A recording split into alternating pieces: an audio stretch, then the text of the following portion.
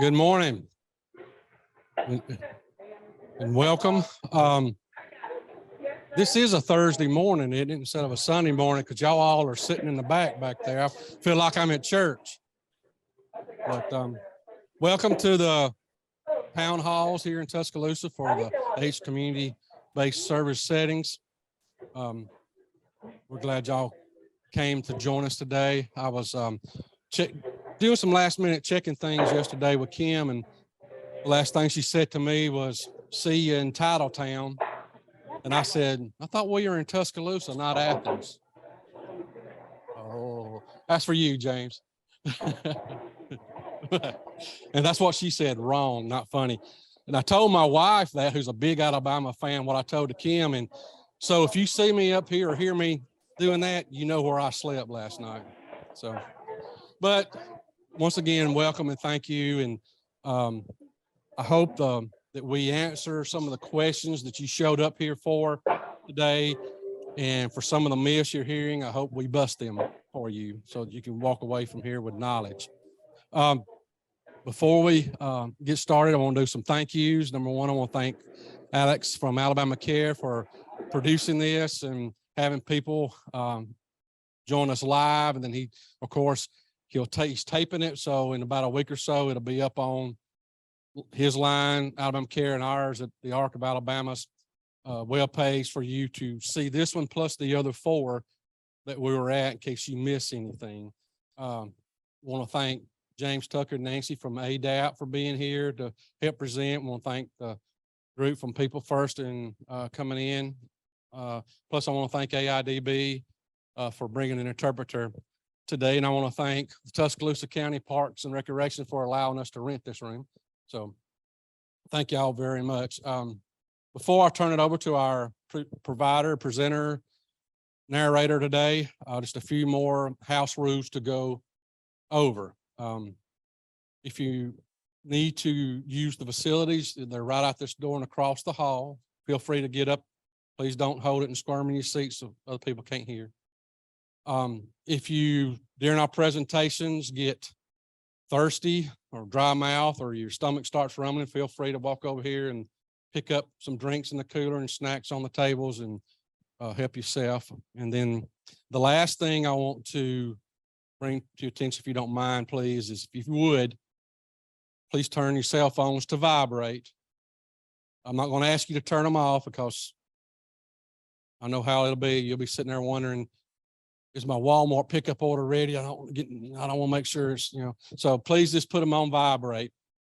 And without further ado, I want to introduce to you our family coordinator, Ms. Kim Spangler, who's going to help preside today. Thank y'all for joining us.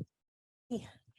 Okay, thank you all for being here. Oh my gosh, I appreciate you coming out. 10:30 on a Thursday right before a game in this town is a big ask. So thank you for being here. I realize that there are other places you could be and other things you're doing, but I want to acknowledge our online group as well. As we've been going around the state, we've been finding we've had as many or more online joining us than in person. I think COVID taught us that we can do that now. So we're doing both, and I'm happy to have everyone join us. Today, we're going to do things a little bit differently with one of our guest speakers because we invited Safe and Home, and she has been filling in for who would normally cover this area, this territory.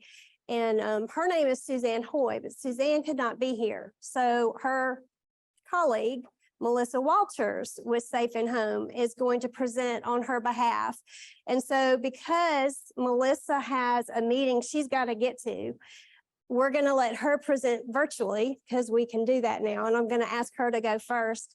And we also have Mr. Tucker and Miss Anderson of ADAP here to join us today, and they're going to cover a little bit with HCBS and the guardianship reform efforts we have underway in our state, and we'll move on from there. So thank y'all for being here. I hope that we can get through all of our topics in a timely way. Feel free to ask questions. If you have any online, you can put your questions in the chat, and Alex will announce them as we go. And feel free to stick around at the end. If you just want to discuss some things privately, that's fine too. I'll be up front. So we covered remote supports, HCBS. We're also going to talk about the CWP, the Community Waiver Program, and self-directed services. And what else? Oh, supported decision-making in all of that also. So I think that covers it. Do you know if Melissa has been able to log in yet? Yep, she's there. Melissa, if you want to unmute yourself. Hey, good morning. How are you? Good, thank you. How are y'all? You here? Can everybody hear? Can you hear me? Yeah. All right, take it away, Melissa. Thank you.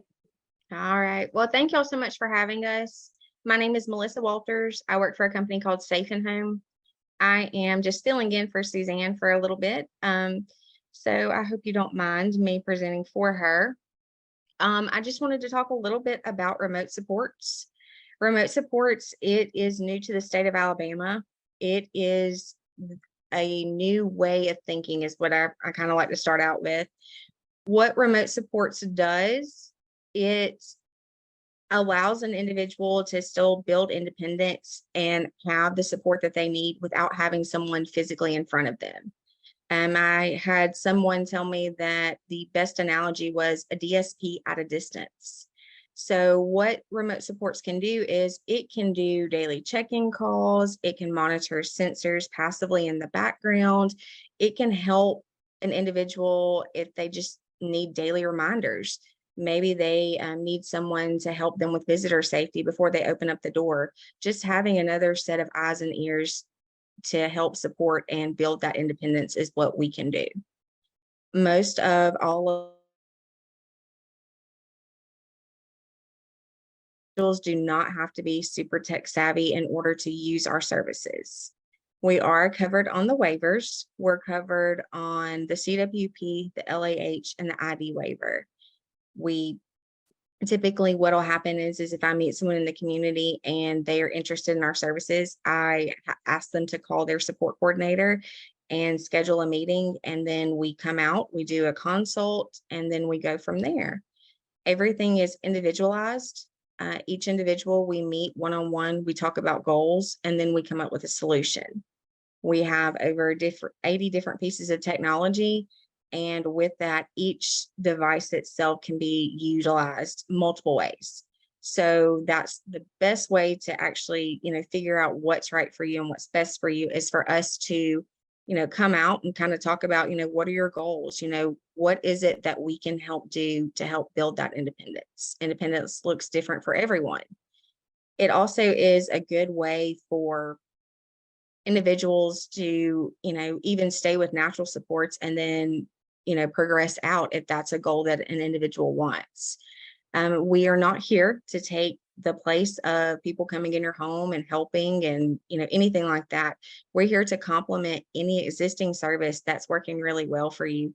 And maybe we can visit and talk about the services that aren't working so well for you.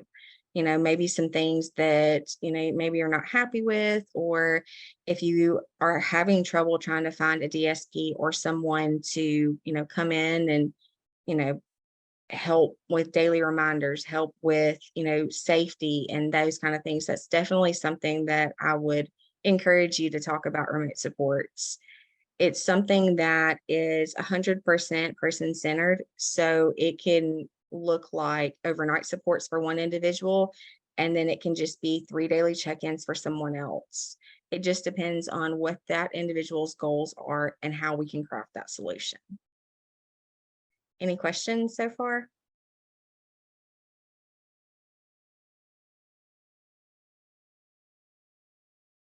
I don't think so. Question for you. And I think I asked the same one last time. Give us an example of how it's already being used with 1 or 2 people that you're serving, and maybe provide a compare and contrast between those 2 people. Does that make sense? Sure. Like the real life practical day-to-day of it. Okay. I have one individual in one of my regions who had some concerns with a DSP agency, and they no longer could staff her or that individual. And what happened is they reached out to us, and we were able to provide her with 24/7 supports, and that allowed her to stay in her own apartment versus having to stay with family. That individual had moved in with family and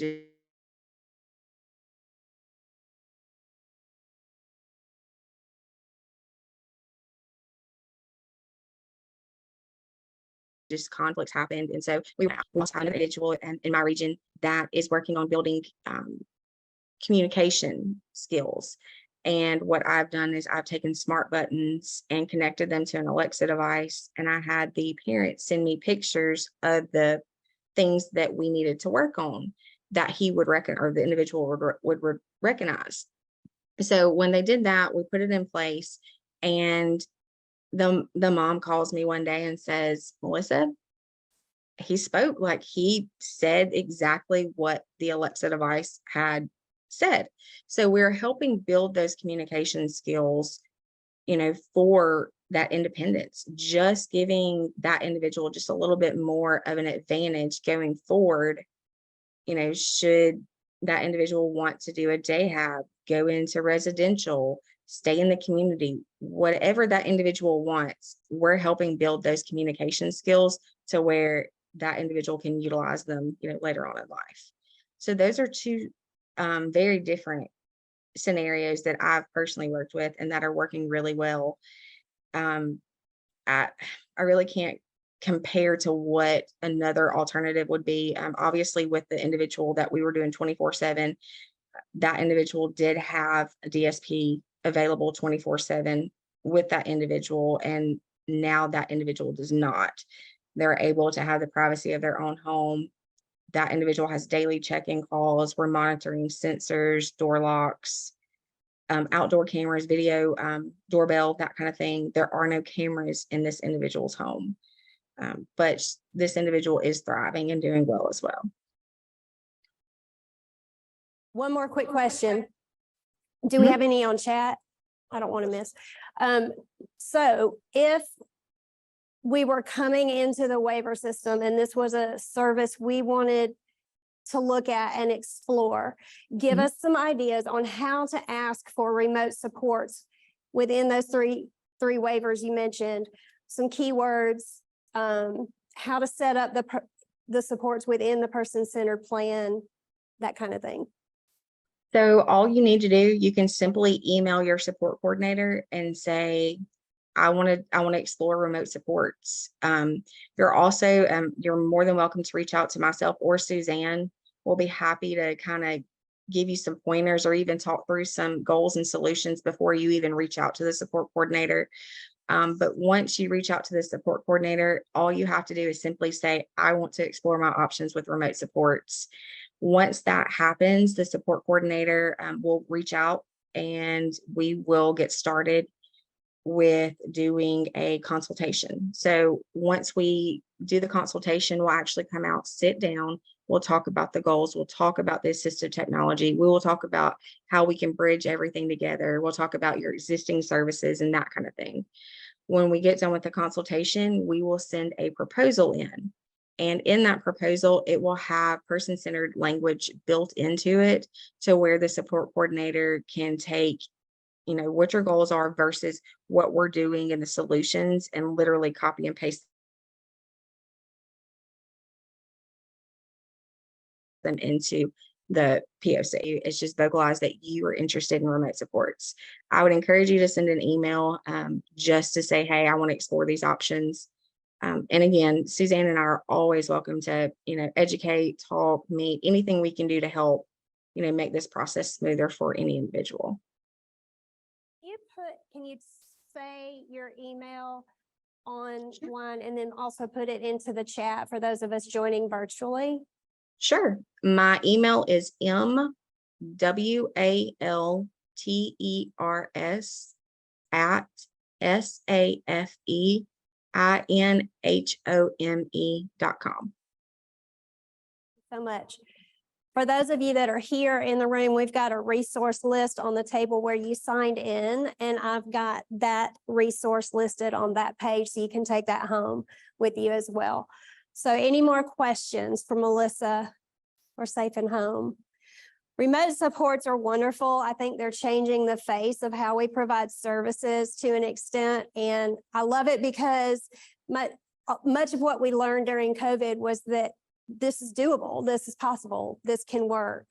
And so I appreciate your time in joining us that way and covering for your colleague. And I hope everything works out well on that end. Now go get to your meeting. I know you've got a meeting coming up. So. Thank you. Y'all have a great day. Thank you for having us.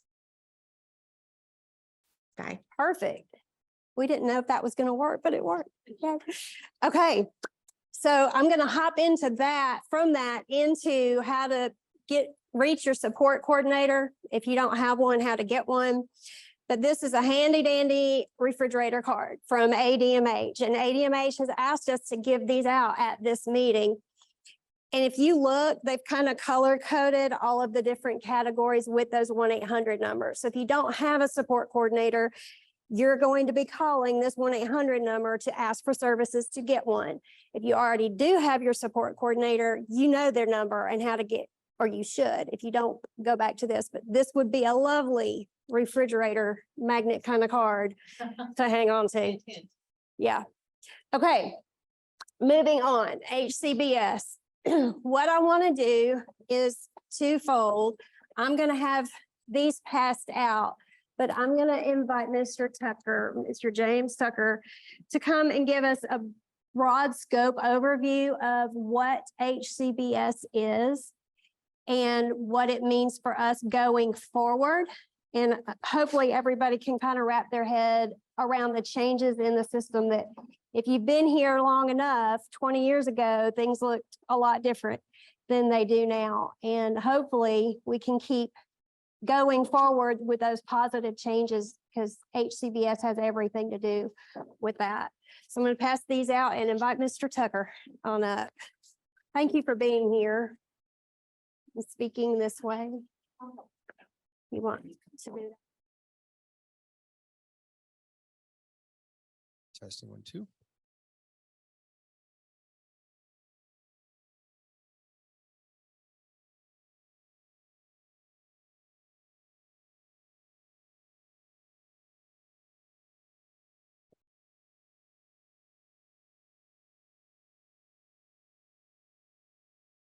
Good afternoon. Good morning, everyone. It's great to be here. So my name is James Tucker. I work at the Alabama Disabilities Advocacy Program, also known as ADAP. Thank you, Tim, and thank you, Kim, for putting on this series throughout the state. I was able to join in Montgomery, and not a bad drive this morning from the office in Tuscaloosa. So I want to say a couple of words about ADAP before we jump into this conversation in more detail. ADAP is the Protection and Advocacy Program in Alabama for people with disabilities. What we do is we represent individuals with disabilities through legal advocacy. So for example, we can attend a person-centered planning meeting regarding implementation of a waiver if the individual supported would like for us to be there, or say someone in the family when that individual gives his or her assent. So our job is to be there for the person with a disability. We are not the Department of Mental Health. We are not a local provider of services. We aren't even the local 310 arranging for services. But we do work closely with all of those folks, and especially People First. Great to see you guys here today. The superstar lineup. So that's a little bit about who we are and what we do.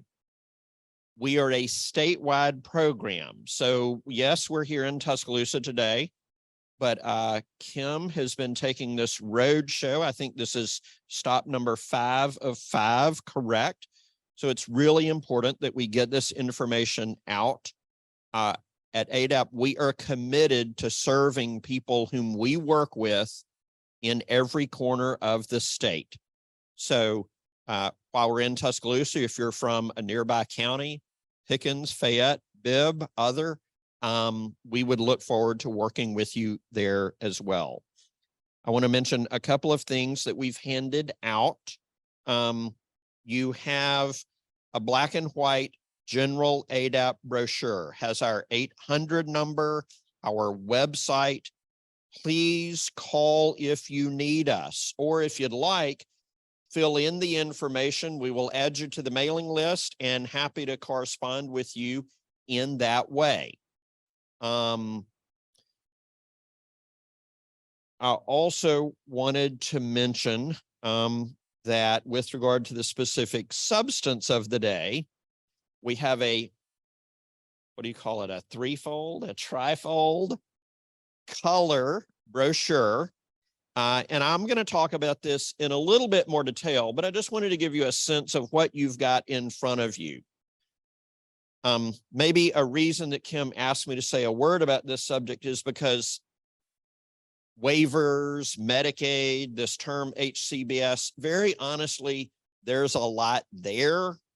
It can be complicated and it can be intimidating.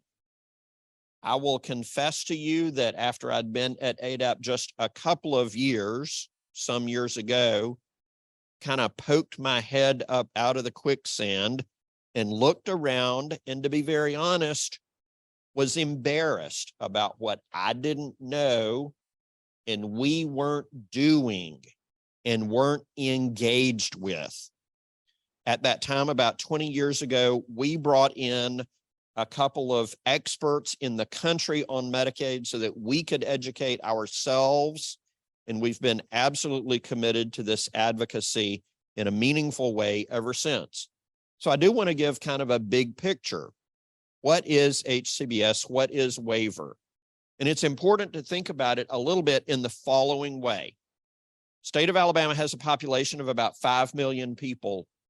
More than 1 million get their primary health care through the state Medicaid agency. Medicaid is the health care provider for more than 1 in 5 Alabamians and approximately 500,000 children and young people. So that's a lot of people. Years ago, in cities like Tuscaloosa, persons who had, unfortunately, a range of developmental disabilities, including intellectual disabilities, were involuntarily segregated in places like Partlow. People in this room have heard of Partlow. At one point, Partlow had 3,000 residents. It's hard to even imagine. It's hard to fathom. The point of the Medicaid waiver system is to support individuals to live in their community, in their own home, in their chosen home, with supports that they choose so that no one has to live in a segregated place like Partlow. We don't want to go back to that. In Alabama, there's a total of about 17,000 waivers. Primarily, what we're talking about in this room is a couple of waivers. The ID, Intellectual Disabilities Waiver, LAH, Living at Home, and the new Community Waiver, CWP. There are 7 waiver programs in the state of Alabama. The Department of Mental Health runs 3. The 3 I just named. And I think for many folks here, kind of the driving interest is the ID waiver, but also this process of transitioning to the community waiver.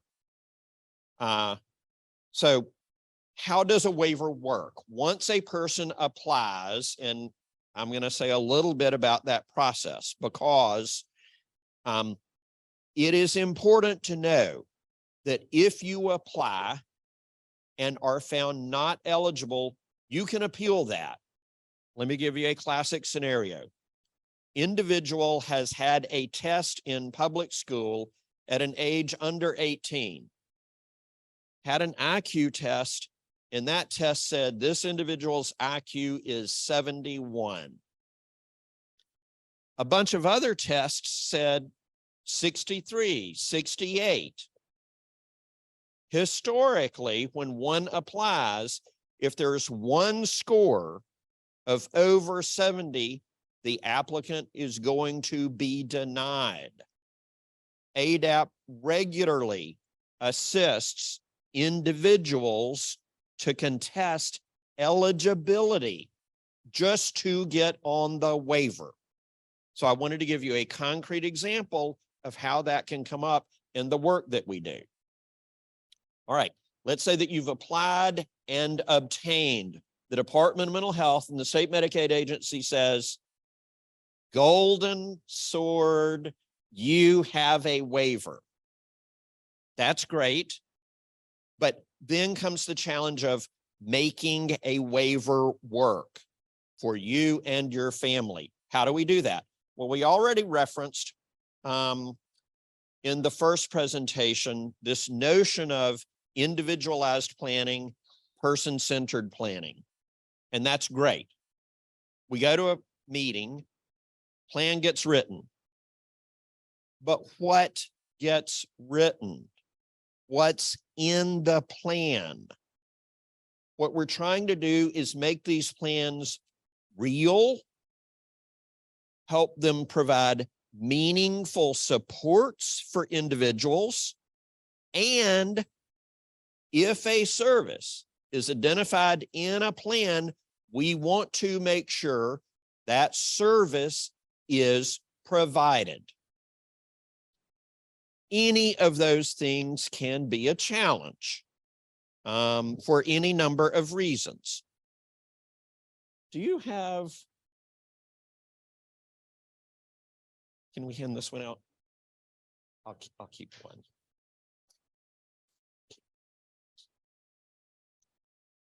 We're going to hand out a document from the state Medicaid agency, and I wanted to just take this opportunity to try to talk about a really specific example of an issue that we often end up wrestling with in individualized planning. And thanks, Kim, again for handing that out. So you will see shortly, this is a big piece of paper. And again, just looking at it, you can see there's a lot and it's kind of complicated. But what I want you to do when you get this document is look on the front page in the column at the top. It's the third column over. It says intellectual disabilities waiver since 1981. So we've had this waiver for a long time. Look down in that third column, column 3, ID waiver. Column 3, third box. What are the services provided? And there you will see a list that is long. There's a lot of stuff in that box. Now, I am not going to read everything there, but the reason that I wanted to kind of walk through this in a very concrete way, and here's where we're getting to the nitty-gritty. We've had this conversation with the Associate Commissioner at the Department of Mental Health, and we've had a lot of questions. Here's what it boils down to. If in your individualized plan, any one of these services, all services in your plan that are on this list become a legal entitlement to the person for whom the plan is developed. So, just for example, the fact that 24 items are listed here does not mean that you get all of that. You get it when it's written in the plan. When it's written in the plan, it becomes a legal entitlement. And for me as a lawyer, and for you as a client, that means something. That means that the department cannot explain, oh, I'm sorry, we can't find anyone to provide that service. That is not sufficient. Once that service is written in the plan, it is an entitlement. Now, I recognize that the department may have a hard time finding someone to provide the service. That does not matter. It is a legal obligation. At ADAP today, we have a lawyer who has about 36 individual ID waiver cases. The classic case is that our lawyer meets with individual and family. We look at the plan. The plan says that ABC XYZ will be delivered. Maybe A and B are, maybe C, X, Y, and Z aren't. That's when our lawyer writes the department a letter that says, provide the services that are in the plan that you are not providing. Now, there are about 5,600 persons on the ID waiver in the state of Alabama. And it shouldn't take a letter from ADAP to make this system work. This is a systemic challenge we all share. We all have an interest in making this system work. Many of you know Associate Commissioner Kathy Sawyer. She and I have had a pretty frank discussion about this subject. She understands the department's obligation and is doing her best to improve. But until it happens that services in a plan are consistently delivered to people who need those supports, we all have a vested interest in working together to continuing to see that that happens. And that's one reason that I really appreciated the invitation to be here today, to kind of walk through this process to say, well, this is how it's supposed to work. This is how it works. And if it's not working for you and your family in the way that I have described, that's why the P&A exists. That's why ADAP is funded by the President and Congress to do this work in the state of Alabama. So the bottom line is that when the department has enough providers across the state in every region to provide all of the listed services when needed, that's when we will have a functioning system. Let me pause there and ask if there are any questions. And Kim, you may have heard related questions in prior sessions, but let me just pause and ask. So the people online can hear your question. We have requested speech services for our child. There's no services Medicaid provider in the state, and we were told we couldn't put that in our plan because there was nobody in the county to provide that service. I've heard that scenario before. Let's talk about that because that's a classic example. That's not how the process is supposed to work. I understand that as a practical matter, an individual who is responsible for delivering a speech service, when there is not a speech service, may be reluctant to write it into a plan. But that's a concrete example of where ADAP can help support family, or ADAP can go to a meeting. There is no entitlement until the service is written into the plan. So the scenario that was just described is essentially plan making turned on its head. What Denise just described is an example of we only write services into a plan if services exist. Nancy is smiling because she might have heard this story once or twice in special education in the state of Alabama. It's really similar. It's eerily the same. So what we need to do is work with Denise and her family to communicate to the department and its officials to say, you must write this service into the plan, and then you must deliver the service. It's a really good concrete example. So there are a lot of really good advocates in this room. And still, you may have heard a response. Well, we don't have the service, so we're not going to write it into the plan. That cannot be the end of the story. We must work together to get the service into the plan and to keep working on it. Nancy. Question, Denise. The local care coordinator might have said, we don't have somebody in our region who can provide the service. I'm putting aside the complications of travel and so on, but a service isn't necessarily limited geographically to those people in a particular provider area. If the family member needs speech services, why is the provider limited to, I guess in his or her mind, this geographic catchment area?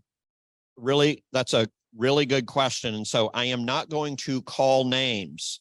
However, we have run into this issue on other occasions and through advocacy that continued to push. The department made arrangements for a provider in a different region to provide a service like a speech service in a region where it had not previously been provided. Now, the bottom line is that, I think of this in two ways. As a legal claim, DMH must do it. Practically, how do we make it happen? So if you get to a point in individualized planning where you're hearing a response like the one that Denise is describing, sorry, we don't have that service, I would urge you to call ADAP for the Zooming audience as well. And let's work on getting that service written into the plan. Now, I recognize that getting the service written into the plan does not magically mean that the service is delivered in your home the next morning at 8 o'clock. It's a process. Get the service written into the plan and then track down that service and get it delivered. Now, there may also be services that are already written into a plan but not being delivered. That's one step further. You don't have the fight of getting it written into the plan. But the point here is, if you look at this column on page 1, column 3, row 3, there's a long list of services. There are similar lists for every one of the waivers provided by the state of Alabama. No matter the waiver, the process that I have described is the law. It is how it works for any waiver. ADAP does work across all these waivers, not only the Department of Mental Health, every other agency in the state that implements these waivers. But today we're really focused on ID, community waiver, similar waivers. And that's why I wanted to kind of walk through that concrete process. So if you, No, please. So I've done these trainings myself before, and this is a question that I've gotten, and you're at a great point to answer it for the benefit of folks in the audience, either here or by Zoom. So if a family member is sitting at that person-centered planning meeting and they get a response like Denise got, and the person doing the writing, the drafting, is refusing to put it in, what can Denise say or do at that meeting just to record the fact that I'm telling you, he needs speech? Are you saying you're not going to write it in? Is there something else that she can do at that moment in time? First of all, it's really important to make the request specifically. It does not work if the answer is, oh, okay, well, I'm sorry I asked. That's not going to get the service. It is important to ask, to follow up in writing. It's enough to send an email.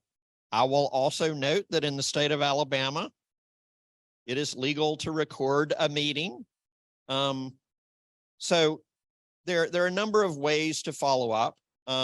Sometimes, you know, the care coordinator, a 310 actor, a provider. I mean, there may be somebody who's at that meeting who's nervous about saying, yes, we're going to make that happen. Let's write it in and let's go to work. Denise.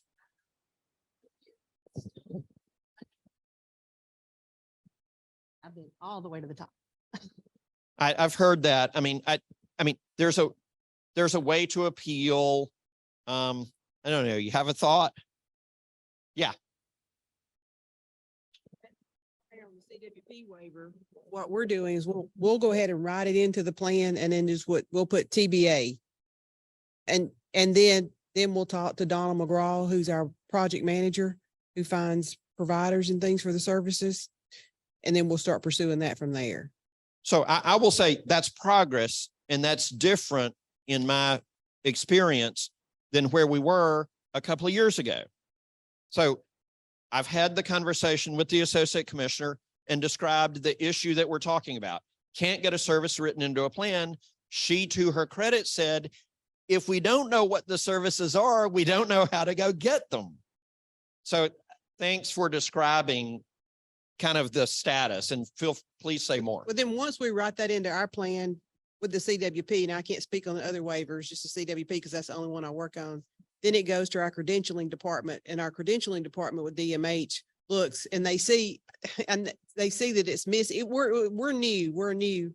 So, we are pursuing, we do have a person for speech and language that we are pursuing here in Tuscaloosa that works with the school system. Right. You did. I was about to give you credit. You know, and it's all a village. We all work together to accomplish things for folks. I can't as a service coordinator do things by myself as a parent. You can't, but if we can walk the journey together, we can accomplish a lot more together than we can individually against each other.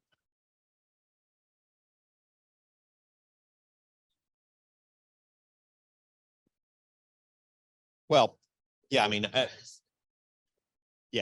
mean, there are all kinds of particulars. Let me step back and say, usually when we write a letter to the department, you know, we get a response and we get things fixed. Occasionally, when ADAP writes a letter, it still doesn't get fixed. And we've actually had to go to federal court to file a lawsuit to get services for one person. Sometimes the cases we file are big cases statewide. They affect every person. But I just wanted to walk you through kind of how specific, nitty-gritty, at each turn, every fact is relevant. Who is saying what is the response? If a family contacts us or an individual contacts us, we are not going to quit until we get it right. Vicki. The therapy services have never worked very well in any of the waivers. Number one is they don't pay enough. Number two is the department makes it incredibly hard to get providers to sign up. And then the third part of this is that, we have been told not to put their services in people's plans if there are no providers. That's not what I would advise, but that is what the department advises for the legacy waivers. But we've not been given that instruction for CWP. Vicky made some really interesting and relevant points, and I'm going to try to provide my perspective about what Vicky is saying.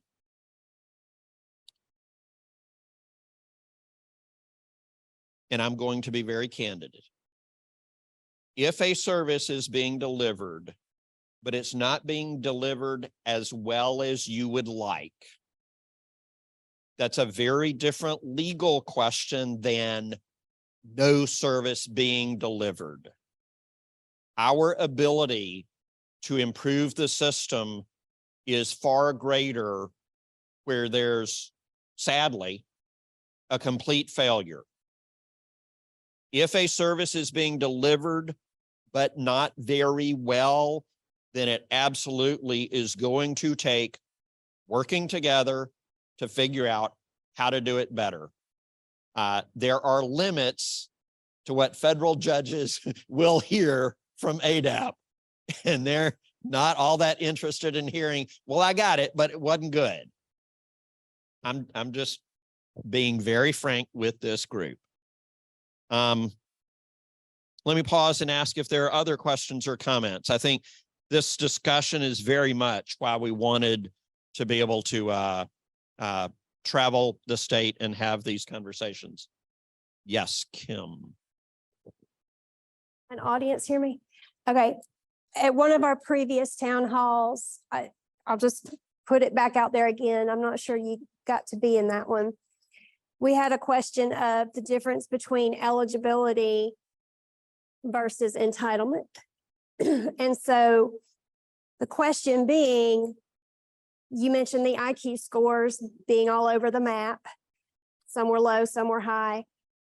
The question being, if I'm eligible, does that not make me entitled? But there are some other questions that fall into eligibility that it becomes really gray, and the people making those determinations may not have as an individualized perspective as a parent does. And so our experience, as I have my parent hat on right now, by the way, should clarify. Our experience as parents and family members is that we can see our child and become the expert on our child. But being able to convey that information to someone else who gets to make that determination on eligibility is difficult. Did HMA propose dropping IFC, or did they not? Not IFC, individualized care facility, ICF. There's a lot in there. Eligibility, entitlement. Are you asking, did the federal government propose doing away with what used to be called ICF facilities? No. Are different than things that we see on the CWP. The federal government's work to advocate for more meaningful community integration has never said ICFs cannot exist anymore. It's a wholly separate category and kind of a wholly separate question. Okay. ICFs can exist and can operate. There are far fewer of them in the country, far fewer of them in the state of Alabama, and they're far smaller. But the bottom line is they do still exist. So when we're using those standards to meet eligibility requirements for these waivers, how does a parent navigate those eligibility standards? No, it's a really good question. And I'm going to make an analogy. I'm going to try to be really concrete here. So I had a conversation a week or two ago with a person who's well known in my office. He said, property was stolen from me, my personal property. And I said, well, maybe you have a small claims case. You need to tell me how much that property was worth. And he said, I can't do that. It had a sentimental value. And I said, you need to tell me how much that property's worth. Otherwise, I'm sorry, we don't have anything to talk about. He concluded the conversation by saying, I can't tell you how much it's worth. And I said, until you can tell me how much it's worth, I can't help you. I'm making that analogy with regard to the question of eligibility.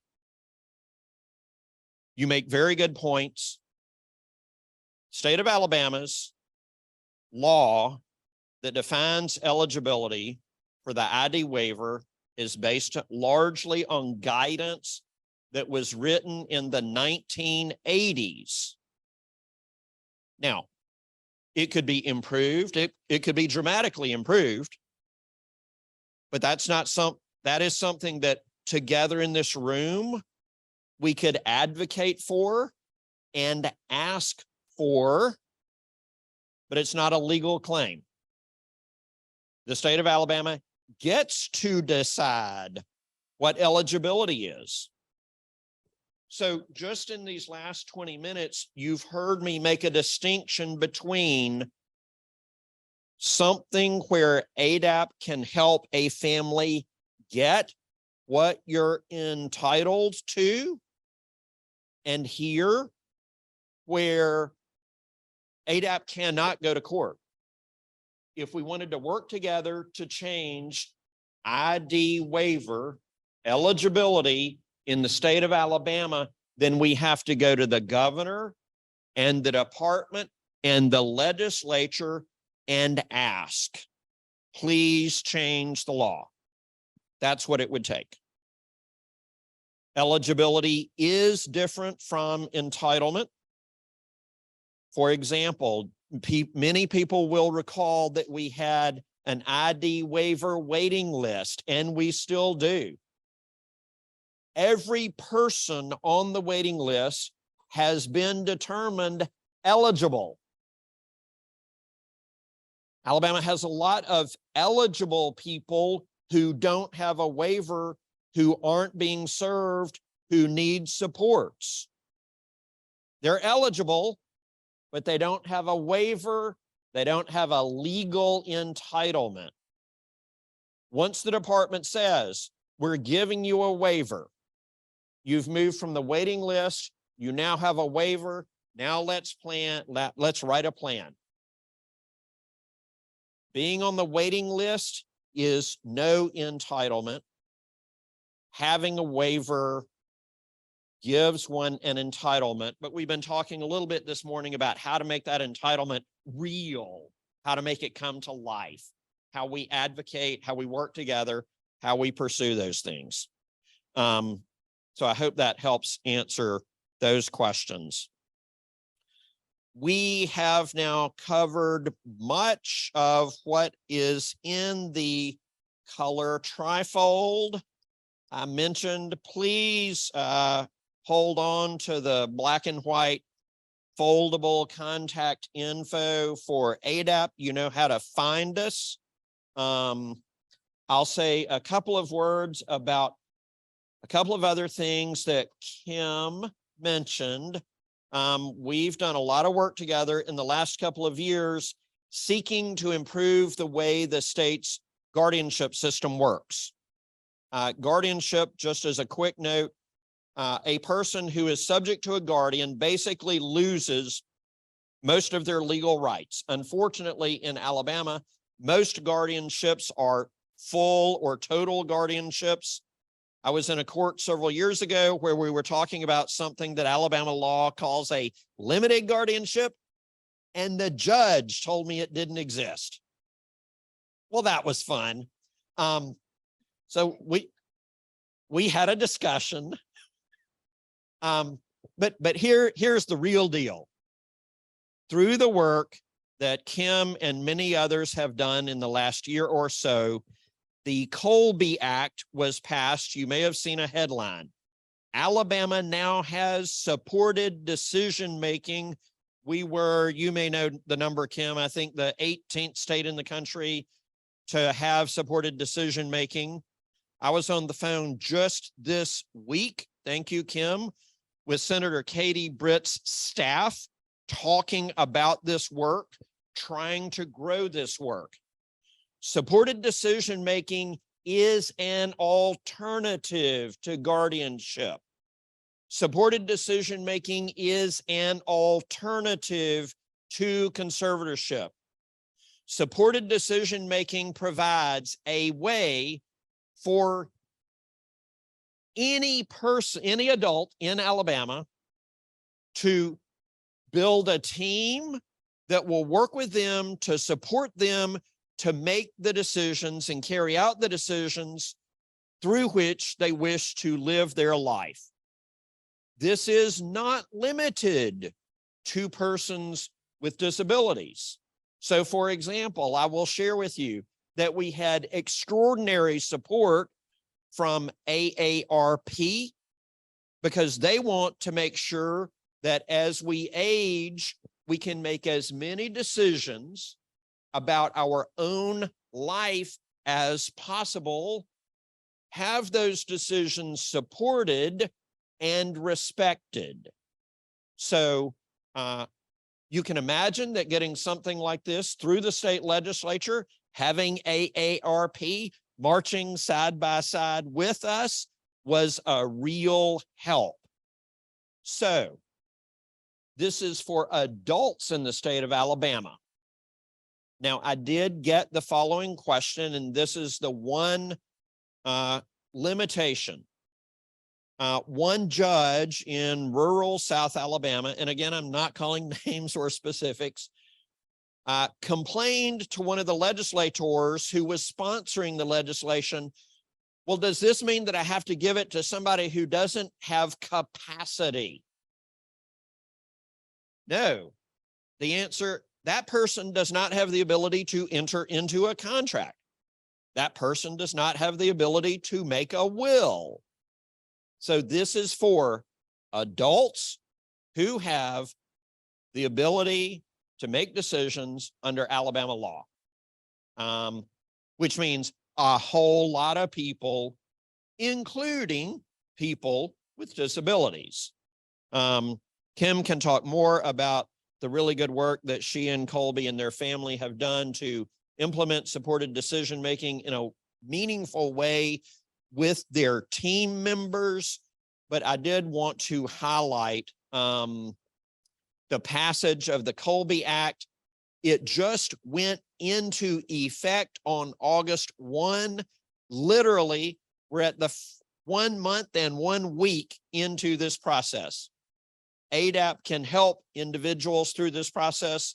Kim can as well. We're trying to grow support so that lawyers and judges know what this is, know that it's a thing, know that it exists. So lots of story to tell, but we look forward to working on that and would welcome the chance to work with anybody in the room or in Zoom land to implement supported decision-making in Alabama. It looks like I've taken a fair bit of time, Kim, so I am going to pass the speaking baton to you. Thanks. So much. Any more questions for James while he's here? This is a rare occurrence. We're privileged to have them. Oh, I don't need this. Question. I see you, David. I'm coming. You got it? Okay. I don't know if I don't know if I'm on topic, and please forgive me if I'm not, but I'm just curious. I've heard, at least I think, ADAP has also been working with NFB on certain things, certain issues relating to the blind, because I mean, being blind does not limit one's ability. And being blind, and I get on fire about this all the time, you know, just like everybody else, we have our rights. And I know there's a big thing going on right now about voting rights. I don't know, again, I apologize if I'm off topic, but I know ADAP has been working with NFB. Is that true? Absolutely. So David, thanks for the question. And if folks don't have David's cell number, give him a call, leave a message, and hear the outgoing message. It will have you laughing in the floor. So thanks for the question, David. Yes, ADAP is working with NFB, National Federation for the Blind, and its state chapter. We have done a lot of work on voting, but this question also illustrates that ADAP works with all Alabamians with disabilities. 45 years ago, when ADAP was first funded, it was very limited. That it is not limited at this point. So today's focus is where we are, but absolutely. The offer that I'm making to work with individuals goes far beyond individuals with intellectual disabilities. Follow up, David. Our name is the National Federation of the Blind. Thank you for correcting.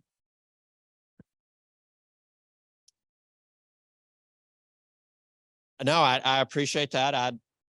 I need to be corrected. And I will just share, this was a little told story, but a couple of years ago in the fall of 2020, ADAP had a voting rights case to advocate for meaningful, accessible voting through curbside voting. We co-counsel that case with the NAACP Legal Defense Fund, NFB, and others. We won at trial, won on appeal, went to the U.S. Supreme Court. They sent us back. We went at trial, we went at appeal, we went to the U.S. Supreme Court, and we lost 5-4. That was disappointing, but we persist. We keep doing this work. And you may also have seen that there's current voting action going on in an Alabama voting case that's already been to the U.S. Supreme Court and is headed back to the U.S. Supreme Court. We will watch that with great interest. ADAP is not in that one because it's not a disability rights case, but nevertheless, we all watch with great interest. And thanks for the question, David, and the correction. And I encourage calling the cell number. Thanks. Thank you so much. So appreciate it. Thank you, thank you, thank you. No way I could have touched a fraction of that. So thank you for being here. To be honest, we could not have done what we did with the Colby Act without ADAP. Putting my parent hat back on, the reason we had for pursuing something like the Colby Act was not only did we believe it should be happening here because we saw it happening in other states, but as a family member, as a parent, my husband and I were just tired, worn out, exhausted, fed up, frustrated with walking into these meetings where eligibility and entitlement decisions were being made, bringing Colby with us, having Colby sit right there in the same meeting in front of the same people, and watching the experts talk through him, around him, or over him. Happened almost every time. It was almost as if Colby was not even there. It was frustrating to the point because when we would go home, I was the one answering all of Colby's questions that he should have been given the chance to ask in the meeting to be able to navigate and guide the meetings that were about him. And so that's what supported decision-making does, in effect. It gives someone a seat at the table, gives them their voice, and gives them the legal right to be recognized as someone who is capable of making their own decisions with support, which is what we all do every day anyway. I'll give you two quick examples. When I go online to order something from Amazon, I'm looking at the customer reviews if it cost enough money, right? I want to know what I'm putting my money into. All those customer reviews, that's supported decision-making. I'm getting everybody else's ideas and thoughts and feelings and opinions on what I'm about to buy. We use that every day. When I go to my hairstylist, I don't sit down and let her just start cutting away, we have a conversation and talk about what she thinks versus what I think and how we can put those together. If you're a millionaire, you don't go investing your money without talking to a financial advisor. We all use supported decision-making every day. When you consider the fact that ADA has already provided an accommodation for effective communication through the use of plain language, it becomes very clear to me that that accommodation combined with supported decision-making gives us every chance to be able to protect someone from not having to enter into a guardianship where somebody else is making all of those decisions for them and their rights are removed. We just have to try harder, work more, and take our time to explain things. So on that, there is a plain language video online on YouTube for HCBS. We've watched it before, but I'm not going to take up that amount of time. James did an excellent job. But I would encourage you, if you are speaking with any self-advocates, going into any of those kind of meetings, to watch that plain language video online with HCBS.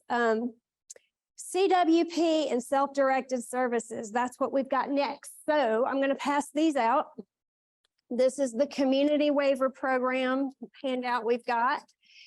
And this just kind of goes over the different eligibility criteria as well as where this waiver is being served. The community waiver program is in full effect in Alabama in the following counties. It's not everywhere yet, but it is in the following counties. So we've got Baldwin, Elmore, Houston, Jefferson, Limestone, Madison, Mobile, Montgomery, Morgan, Tuscaloosa, and Walker counties. All right, so if you're living in one of those counties, that's where the CWP is being currently offered. They hope to be expanding those counties within the next couple of years, hopefully sooner, not later.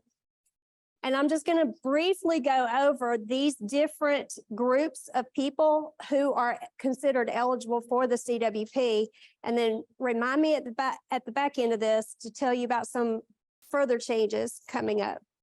So children with ID who are ages 3 to 13 who live with a family or other natural supports, they are their own eligibility group of people. The next one would be transition-aged youth with ID, ages 14 through 21, who live with family or other natural supports, or they're 18 to 21 who live independently. Then you've got the working age or older adults with ID, ages 22 and up, who live with family or other natural supports or live independently. Then you have individuals with ID ages 3 and up who are unable to live with family or other natural supports or unable to live independently. And then last but not least, this one's important. Individuals with ID who are ages 22 and up who have a minimum of one substantial functional limitation. We've never been able to put that into a waiver as far as eligibility standards go, a minimum of one substantial functional limitation, because we haven't been looking at the big picture of autism until now. There are many, many, many people with autism who may have a higher ID like 71, 72, 73, maybe even 74, that don't necessarily have all of the functional limitations, but there is one. So then now we can qualify the people who would fit into that eligibility group. And I think that's huge because the autism numbers are going straight up. They're not going down. So we're excited that we can provide, when I'm saying we, the department is excited that we can provide these services, and providers are gradually wrapping their heads around how this is going to work and play out. I will tell you with putting my provider hat on now, there is a very real staffing crisis. It is nationwide. It is not just Alabama, but all over the US.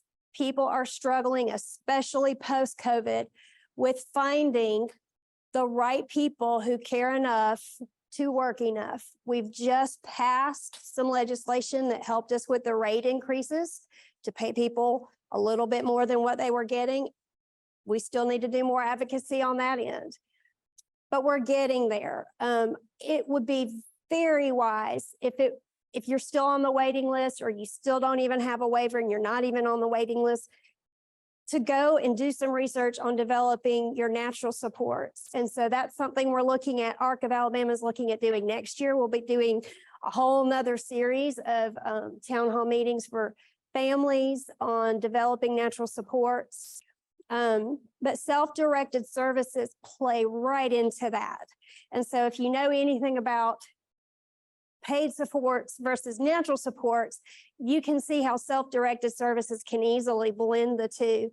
And it's been a really good fit for a lot of families. So I'm going to pass these out. This is our trifold on self-directed services, but these are exactly what they sound like they are. You become eligible for the services, you write up the PCP, and you direct the services yourself by choosing the people that come into your home or come into your loved one's home, wherever they might live. Thank you. And basically, you're given the steering wheel, so to speak. And so by having that steering wheel, you're kind of able to navigate what those services look like, who comes in to provide them, when they're provided, how they're provided, a little bit more diligently than you would if you were not using self-directed services. So alongside of that, you've got employees on record. There was a myth or a rumor going on that if you were the employee on record, that you could not be the guardian. That's not true. You can be the guardian, or your child can be without a guardian. That is a non-issue. So we can lay that one at rest. You heard it from me. Self-directed services have been working really well for a lot of families that are using them so far. I would encourage everybody, even online listening, to please look into the Alabama Disability Conference coming up in Montgomery.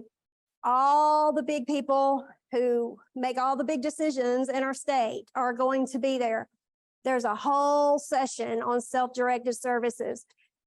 Alex Bimes is hard at work right now trying to wrap things up with that video series.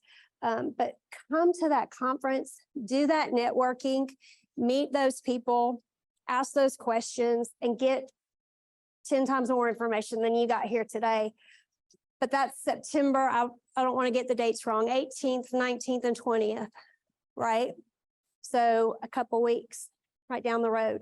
So look that up online, Alabama Disability Conference in Montgomery, September 18th, 19th, and 20th.